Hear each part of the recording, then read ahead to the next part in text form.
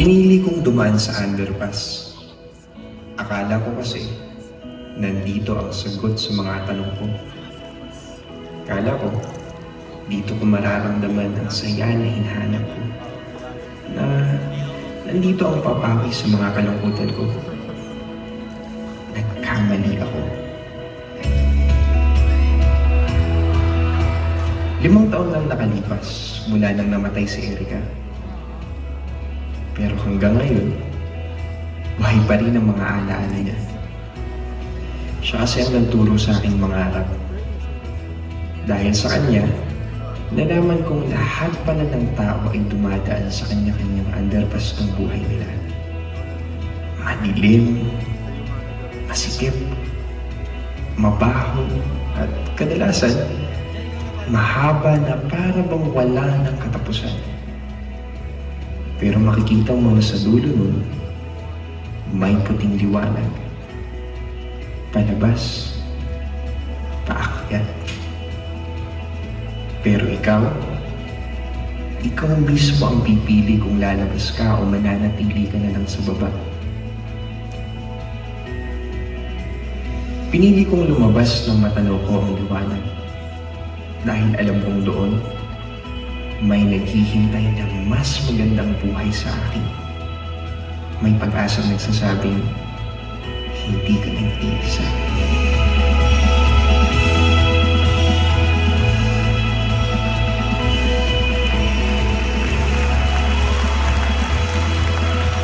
Kung sasabihin ka mang nasa underpass kayo, sana huwag kang tumigil sa paglalakad.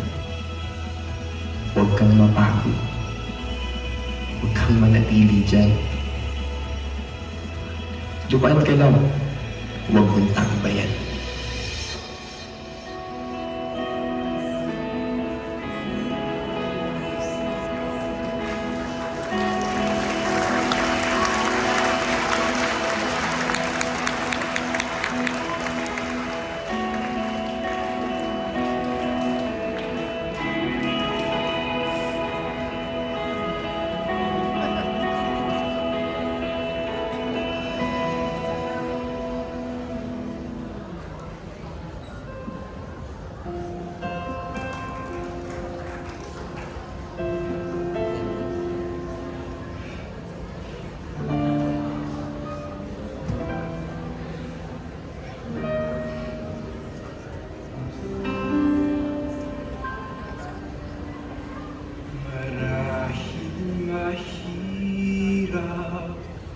Malimot ang kahapon, pait ng nakaraan.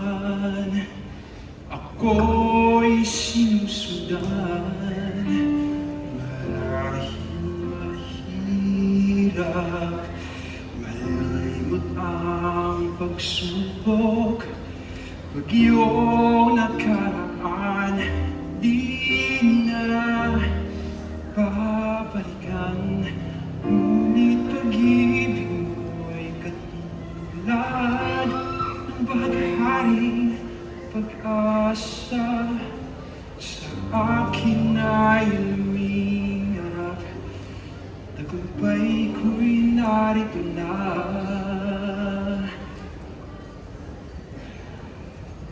Abot kamay ang bukas sa aking naghihintay.